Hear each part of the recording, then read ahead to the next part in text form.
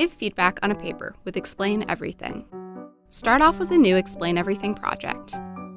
Insert the file you're editing using any of the listed sources. We're annotating a PDF from Buckeyebox. Select Add as Separate Slides. Once you've loaded your document, you can resize and zoom anywhere on the infinite canvas. To start annotating, grab your pencil, Apple Pencil, and select the pen tool. You can change the size or color to suit your needs. If you don't want to edit in red, tap any color twice for even more options, including a color wheel. The highlighter tool can also be customized to any color.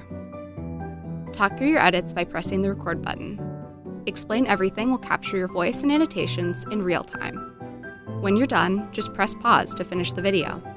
Now it's time to share your edits and commentary. Press Share in the upper right-hand corner. Choose to save your video directly to your iPad with Buckeyebox, or share your feedback directly with your classmate. Reviewing papers on Explain Everything. 10 out of 10.